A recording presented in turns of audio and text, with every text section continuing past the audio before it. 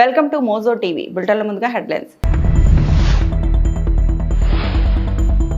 Avatar cinema కంటే రామాయణం మహాభారతం చాలా గొప్పవి. AP CM Chandrababu.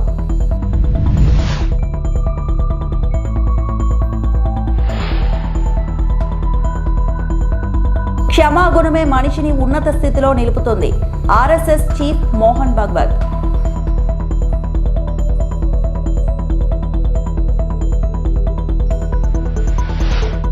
నిమ్మకూరులో పలు అభివృద్ధి పనులకు నారా భువనేశ్వరి శంకుస్థాపన.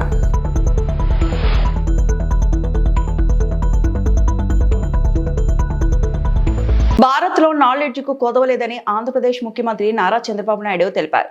శుక్రవారం తిరుపతిలో సంస్కృతి యూనివర్సిటీలో భారతీయ విజ్ఞాన్ సమ్మేళనను ఆర్ఎస్ఎస్ చీఫ్ మోహన్ భగవత్, కేంద్ర మంత్రి జితేంద్ర సింగ్ తో కలిసి సీఎం చంద్రబాబు ప్రారంభించారు.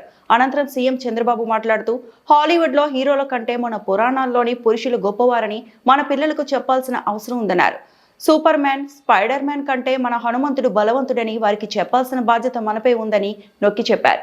బ్యాట్మ్యాన్, ఐరన్ మ్యాన్ కంటే మహాభారతంలో అర్జునుడు మహాయోధుడని వారికి చెప్పాలన్నారు.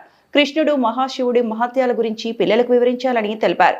చంద్రబాబు శ్రీరాముడిని మించిన మర్యాద పురుషోత్తముడు లేడని వారికి అర్థమయ్యేలా వివరించాలన్నారు. అవతార్ సినిమా కంటే మన మహాభారతం గొప్పదని మన పిల్లలకు చెప్పాల్సి ఉందని సూచించారు.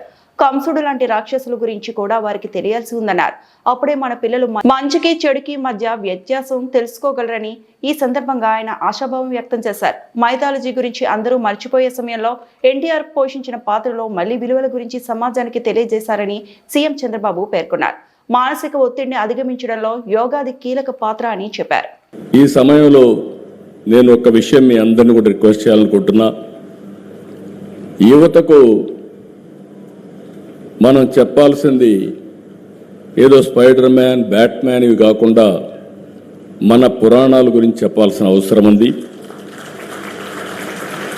మన చరిత్ర, మన పురాణాల గురించి చెప్పాల్సిన అవసరం ఉంది. హాలీవుడ్ సూపర్ హీరోల కంటే మన పురాణంలో ఉండే పురుషులు గొప్పవాళ్ళని మన పిల్లలకు చెప్పాల్సిన బాధ్యత మన పైన ఉంది.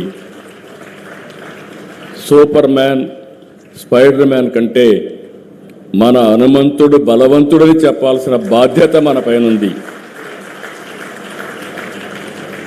బ్యాట్మ్యాన్, ఐరన్ మ్యాన్ కంటే మన అర్జునుడు గొప్ప యోధుడని వివరించవలసిన బాధ్యత మన పైన ఉంది.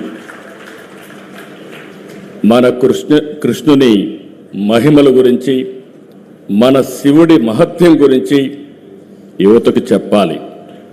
రాముడికి మించిన పురుషోత్తముడు లోకంలో లేడని రామరాజ్యాన్ని గురించి కూడా మనం చెప్పాల్సిన అవసరం ఉంది. అవతార్ సినిమా కంటే మన మహాభారత రామాయణ గాథలు గొప్పవని మన పిల్లలకు మనం చెప్పాల్సిన బాధ్యత ఉంది. ఇవే కాకుండా బకాసురుడు, కంసమామ లాంటి రాక్షసుల గురించి కూడా మన పిల్లలకు చెప్పాల్సిన బాధ్యత మన పైన ఉంది. ఎవరు మంచివాళ్ళో ఎవరు చెడో ఎప్పటికప్పుడు చెప్పగలిగితే మంచికి చెడుకి వ్యత్యాసం ఉంటుందని చెప్పి కూడా నేను మీకు విజ్ఞప్తి చేస్తున్నా. ఈ సందర్భంగా ఎన్టీఆర్ గురించి మీ అందరికీ చెప్పాలి. ఆ రోజుట్లో ఎవ్వరూ చేయనప్పుడు మైథాలజీ గురించి ప్రజలు మరిచిపోయే సమయంలో ఒక వెంకటేశ్వర స్వామి, ఒక శ్రీకృష్ణుడు, ఒక అర్జునుడు, లేకపోతే ఏదైనా సరే మళ్ళీ విలువల గురించి సమాజంలో ఒక చైతన్యం తెచ్చిన మహానాయకుడు ఎన్టీ రామారావు గారు అని చెప్పి కూడా నేను మీకు తెలియజేస్తున్నా. ఆ తర్వాత పాలిటిక్స్లో కూడా ఒక ఇన్స్పిరేషనల్ పాలిటిక్స్ చేశారు. అలాంటి వ్యక్తుల గురించి మనం గుర్తుపెట్టుకోవాల్సిన అవసరం ఉంది. నిన్ననే 100 సంవత్సరాల సెంటరీ సెలబ్రేషన్స్ వాజ్పేయి గారిది జన్మదినోత్సవంగా చేశాం. నాకు ఒక అనుభవం ఉంది. ఈరోజు మనం ఒకసారి చూస్తే ఆ రోజు వాజ్పేయి గారు తీసుకొచ్చిన రిఫార్మ్స్ దేశానికి ఒక స్ట్రాంగ్ ఫౌండేషన్ వేశాయి. ఈరోజు ఒక పక్కన చూస్తే deregulation in telecommunication, golden quadrilateral road, infrastructure reforms, గ్రామీణ ప్రాంతాల్లో రోడ్డు ఇవన్నీ చాలా స్ట్రాంగ్గా వేశారు. కొందరిలో ఎంత ఎదిగితే అంత అహంకారం పెరుగుతుందని ఆర్ఎస్ఎస్ చీఫ్ మోహన్ భగవత్ తెలిపారు. ప్రపంచానికి భారత్ ఎంతో కొంత ఇవ్వాలని పేర్కొన్నారు. మనుషులందరికీ సౌఖ్యం, సదుపాయాలు కావాలని చెప్పారు. మనిషిలోని క్షమాగుణమే అతన్ని ఉన్నత స్థితిలో నిలుపుతుందని ఆర్ఎస్ఎస్ చీఫ్ మోహన్ భగవత్ స్పష్టం చేశారు. శుక్రవారం తిరుపతిలో సంస్కృతి యూనివర్సిటీలో 4 రోజుల పాటు జరగనున్న భారతీయ విజ్ఞాన సమ్మేళనంలో కేంద్ర మంత్రి జితేంద్ర సింగ్ సీఎం చంద్రబాబు నాయుడుతో కలిసి ఆర్ఎస్ఎస్ చీఫ్ మోహన్ భగవత్ ప్రారంభించారు. అనంతరం ఆర్ఎస్ఎస్ చీఫ్ మోహన్ భగవత్ మాట్లాడుతూ మనమంతా ఈ ప్రపంచానికి ఎంతో కొంత రుణపడి ఉన్నామన్నారు. మానసిక సంతృప్తి లేకపోతే ఎంత పొందినా సుఖం కలగదని పేర్కొన్నారు. ఆంధ్రప్రదేశ్ के लोकप्रिय मुख्यमंत्री श्रीमान चंद्रबाबू नायडू जी, दूसरे विशिष्ट अतिथि हमारे डॉक्टर जितेंद्र सिंह जी, आदरणीय शेखर जी मांडे, आदरणीय सत्यप्रसाद जी, सतीश रेड्डी जी, मूर्ति गारू, शास्त्री गारू और विवेकानंद जी, उपस्थित सज्जन, माता भगिनी, विज्ञान भारती के कार्यकर्ता गण, मैं हमारे दोनों अतिथियों को धन्यवाद देना चाहता हूं. जिस विषय के बारे में मुझे बोलने को कहा है उस विषय की थोड़ी सी प्रस्तावना उन्होंने कर दी. भारत आगे जाएगा ये निश्चित है और भारत को विश्व को कुछ देना है. भारत का जो विकास है वो विकास केवल भारत को आगे जाने के लिए नहीं है. आज दुनिया में हम विकसित देशों की हालत देखते हैं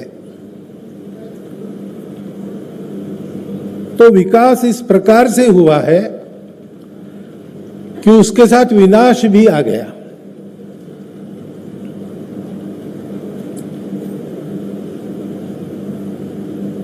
सब देश ऐसा सोच रहे हैं कि भौतिक विकास तो हमने कर लिया लेकिन कहीं पर हम चूक गए, क्योंकि सारा विकास होता है सुख के लिए. मनुष्य को सुख चाहिए, सृष्टि में सबको सुख चाहिए. विज्ञान भी क्यों जानना चाहते हम लोग? यहां से सूरज कितने दूर पर है ये मैंने नहीं जाना तो मेरा क्या फर्क पड़ने वाला है, लेकिन मनुष्य ऐसा विचार नहीं करता. उसको जानने की तृष्णा है और उस ज्ञान के आधार पर वो अपने जीवन को सुखी करना चाहता है, इसलिए उसको जानना है.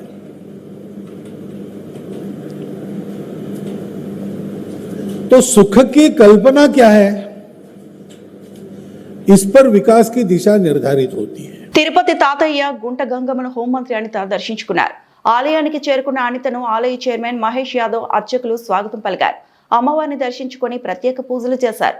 అనితకు అమ్మవారి తీర్థ ప్రసాదాలను ఆలయ అధికారులు అందజేశారు.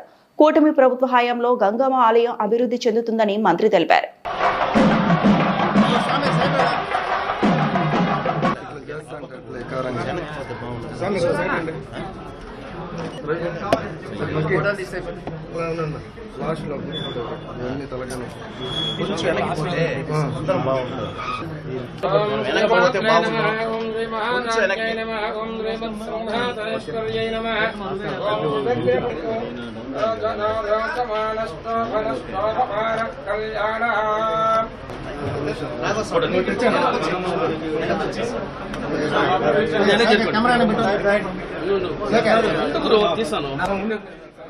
తిరుపతిలోని అత్యంత వైభవమైన మన గంగమ్మ తల్లి టెంపుల్కి వచ్చి ఈరోజు దర్శనం చేసుకోవడం జరిగింది. మనం వెంకటేశ్వర స్వామిని దర్శనం చేసుకుని నిజంగా ఎంత ఆనందపడతామో అదేవిధంగా తిరుపతిలో ఉన్న గంగమ్మ తల్లిని దర్శనం చేసుకున్నా కూడా మనకి అంతే ప్రసన్నంగా అనిపించే మంచి పరిస్థితి. ఈరోజు రాష్ట్ర ప్రభుత్వం ఎన్డీఏ కూటమి ఎంత అభివృద్ధిలో ముందుకు తీసుకెళ్తుందో మీరు అందరూ కూడా చూస్తున్నారు. ఈ టెంపుల్ తాలూకా జాతర మహోత్సవాల తాలూకా విశిష్టతను కూడా వీళ్ళందరూ కూడా నాకు చెప్పున్నారు. అమ్మవారి ఆశీస్సులు అందరికీ ఉండాలని మనస్ఫూర్తిగా కోరుకుంటున్నాను. కృష్ణా జిల్లా నిమ్మకూరులో ఏపీ సీఎం చంద్రబాబు సతీమణి NTR trust managing trust Nara Bhuvaneswari పర్యటించారు. గ్రామంలో పలు అభివృద్ధి కార్యక్రమాలకు శంకుస్థాపన, ప్రారంభోత్సవాలు చేశారు. 6 కోట్ల నాబార్డు నిధులతో నిర్మించనున్న 30 పడకల ఆసుపత్రికి ఆమె శంకుస్థాపన చేశారు. 3.5 కోట్లతో నిర్మించిన బాలుర వసతి గృహాన్ని భువనేశ్వరి ప్రారంభించారు. ఈ సందర్భంగా ఆమె మాట్లాడుతూ విద్యార్థుల సమాజాన్ని, దేశాన్ని లీడ్ చేసేలా ఉండాలని సూచించారు. స్కూల్ చదువు పూర్తి చేసుకునే సమయానికి జీవితంలో ఒక లక్ష్యాన్ని ఏర్పాటు చేసుకోవాలన్నారు. చిన్నప్పుడు వేసవి సెలవులకు నిమ్మకూరు వచ్చేవాళ్లమని, ఆర్టీసీ బస్సులో వెళ్లి పామరులో సినిమా చూసేవాళ్లమంటూ నాటి సంగతులను గుర్తు చేసుకున్నారు. ఎన్టీఆర్ ట్రస్ట్ ద్వారా ఎన్నో సేవలు అందిస్తున్నామని చెప్పారు. గ్రామంలో పెండింగ్ లో ఉన్న సమస్యలను సీఎం, జిల్లా కలెక్టర్ దృష్టికి తీసుకెళ్లి పరిష్కరిస్తామన్నారు. So I am very happy to be here. I cannot forget the sweet memories of Nimmakuru, which is my grandfather Lakshmi Tatay garu ఊరిది. ప్రస్తుతం మన సీఎం నారా చంద్రబాబు నాయుడు గారు ఆయన ఒకటే అన్నారు, ఒక ఇంటింటికి ప్రతి బిడ్డకి 15,000 రూపాయలు ప్రతి సంవత్సరం ఇచ్చి వాళ్ళ ఇంట్లో కూర్చోకూడదు, వాళ్ళు బడికి వెళ్ళాలి. అందుకే అది ఎంత కష్టమైనా ఏమేమి హామీలు ఇచ్చారో ప్రజలు శ్రేయస్సు కోసం అవన్నీ ఆయన ముందుకు తీసుకెళ్తున్నారు. హెరిటేజ్ సిఎస్ఆర్ ఫండ్స్ ద్వారా కూడా వాళ్ళు ట్రస్ట్ నమ్మి చాలా మంది దాతలు ముందుకొచ్చి ట్రస్ట్ కి తోడుగా ఉంటున్నారు. వాళ్ళందరికీ కూడా నా ధన్యవాదాలు. I request each student here, don't think of the technology, use technology for your good. Please don't misuse it.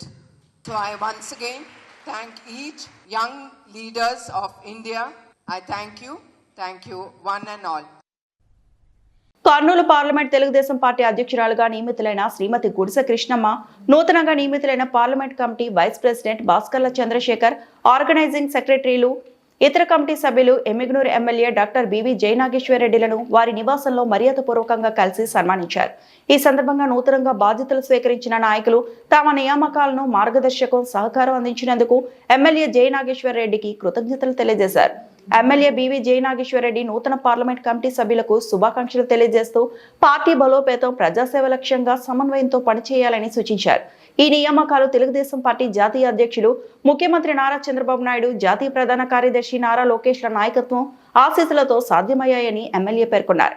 ఈ సమావేశంలో పట్టణ, మండల కమిటీ అధ్యక్షులు, ప్రధాన కార్యదర్శులు, కమిటీ సభ్యులు మరియు స్థానిక నాయకులు పాల్గొన్నారు. ప్రభుత్వంలో మతాల మధ్యలో, ప్రాంతాల మధ్యలో చిచ్చు పెట్టడమే అజెండాగా పనిచేసిన గత ప్రభుత్వానికి, ఈ రోజు ప్రజలిచ్చి ఆశీర్వదించి గెలిపించిన కూటమి ప్రభుత్వానికి చిన్న తేడా చెప్పాలంటే, మీరు ఈరోజు చూస్తున్నారు, ప్రతి మతానికి గౌరవించి ఇక్కడ ఉన్నటువంటి క్రైస్తవ సోదర సోదరి మనందరం కూడా నిన్న మనందరం కూడా క్రిస్మస్ పండుగని ఘనంగా జరుపుకున్నాం.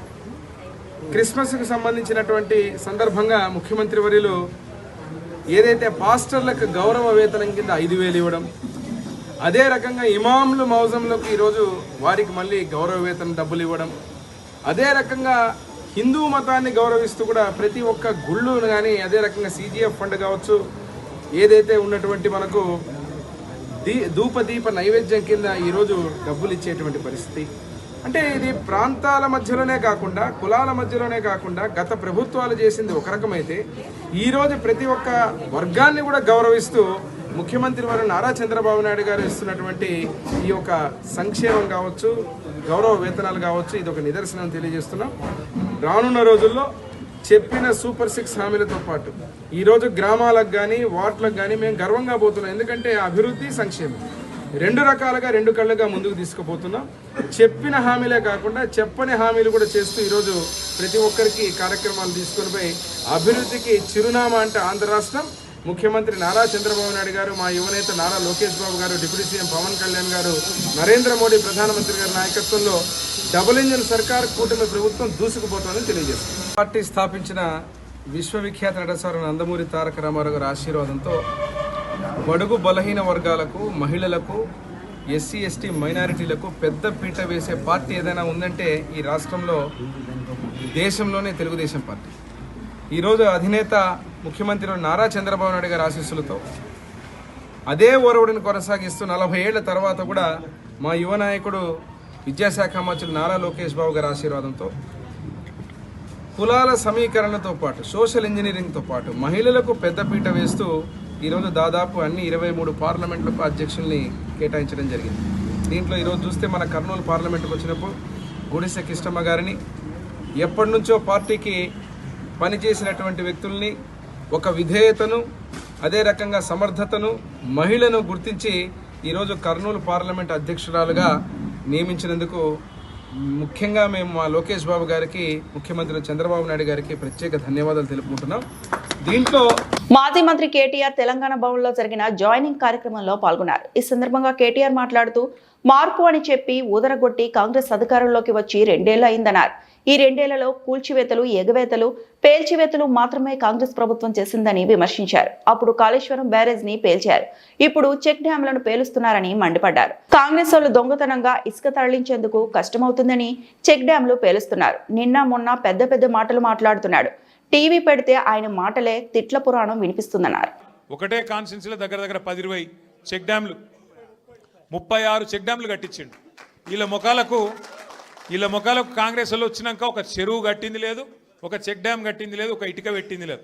కానీ ఉన్న చెక్ డ్యాంలను ఇవాళ బాంబులు పెట్టి పేల్చేస్తున్నారు.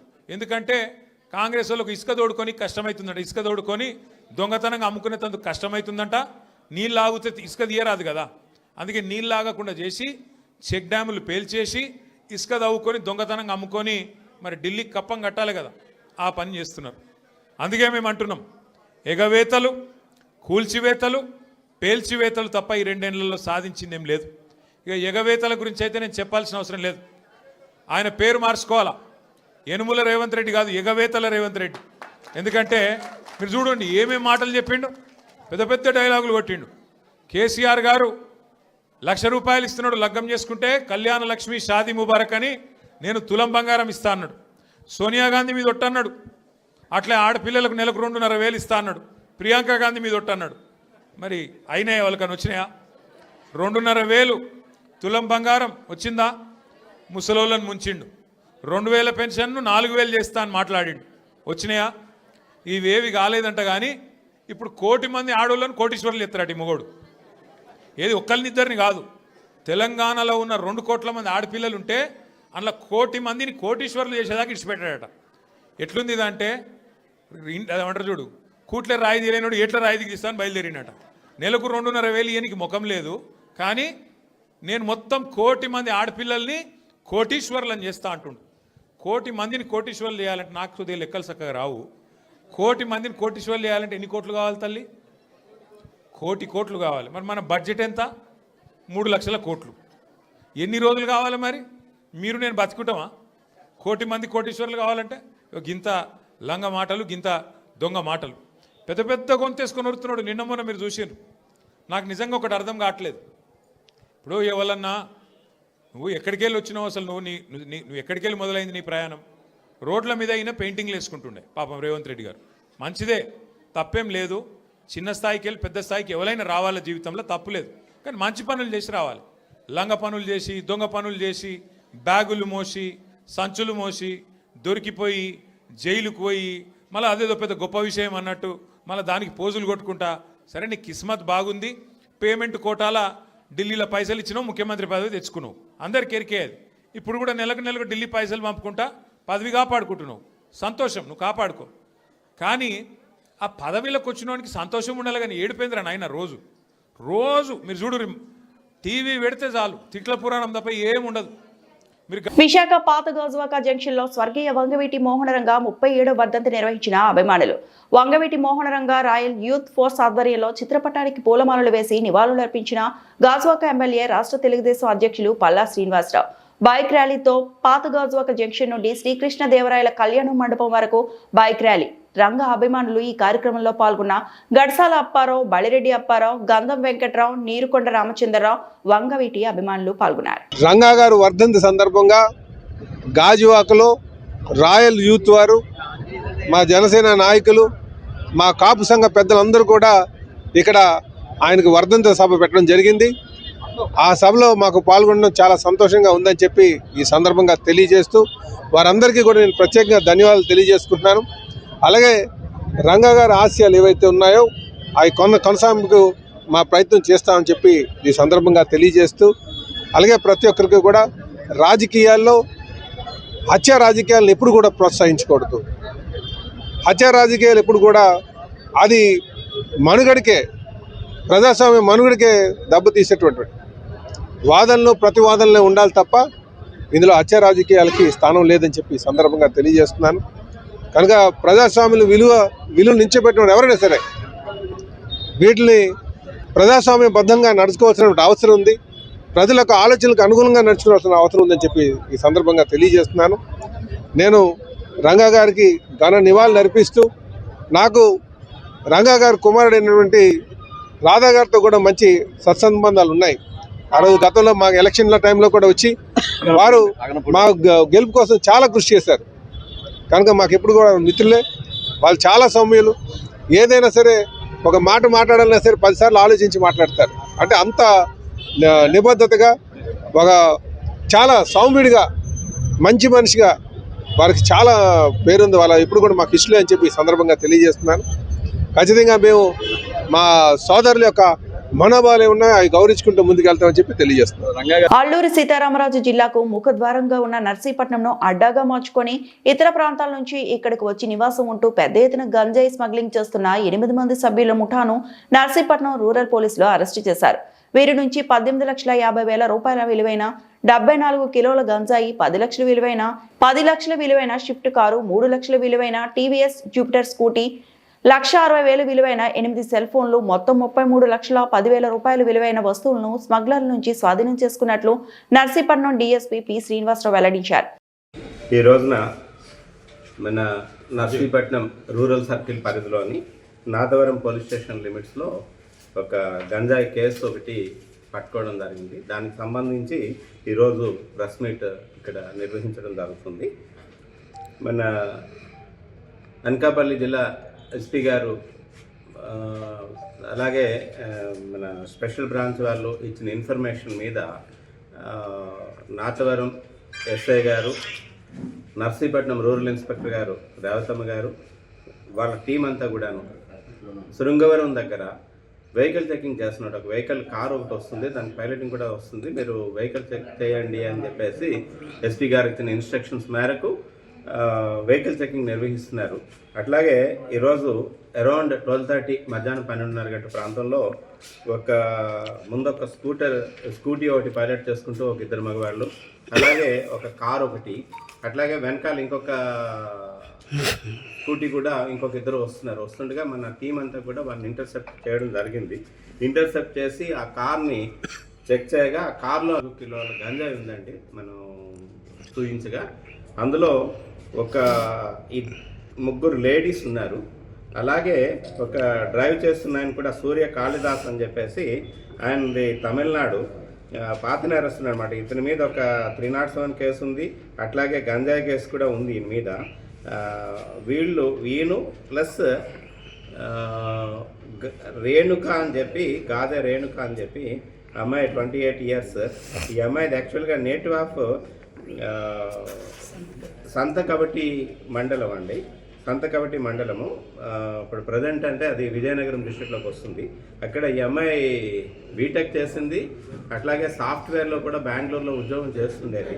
ఉద్యోగం చేస్తూ ఇప్పుడు వీళ్ళకి ఎప్పుడైతే ఈ సూర్యకాళిదాస్తో పరిచయం అయిందో ఈ గాంజా వ్యాపారం స్టార్ట్ చేసి మన నర్సీపట్నంలోనే శారదానగర్లో ఒక హౌస్ ఒకటి అద్దెకి తీసుకొని ఇక్కడి నుంచి గంజా షిఫ్ట్ చేస్తున్నారనమాట ఈ వీళ్ళిద్దరూ.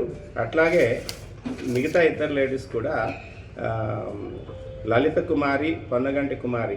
యాక్చువల్గా ఈ లలిత కుమారి అన్నది చెర్లపల్లి విలేజ్, లోతుగడ్డ మండలం, చింతపల్లి అండి. అట్లాగే మణికుమారిది కూడా పెద్ద వలస అనమాట, ఈవిడిది జీకే వీధి మండలం. వీళ్ళు కూడా నర్సీపట్నంలోనే అయ్యన్న కాలనీలో షెల్టర్ తీసుకొని ఉంటున్నారు.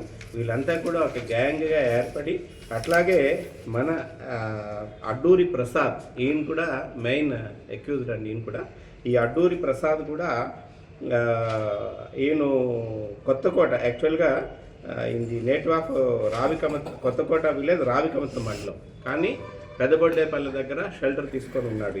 ఈయన మీద కూడా గతంలో 2 కేసుల్లో మనకి వాంటెడ్ అక్యూజ్డ్ అనమాట. ఈయన మన రీసెంట్గానే ఇదే సంవత్సరంలో మన నక్కపల్లి పోలీస్ స్టేషన్ లిమిట్స్లో ఒక లార్జ్ స్కేల్ ఈ వార్తలు ఇంతటితో సమాప్తం.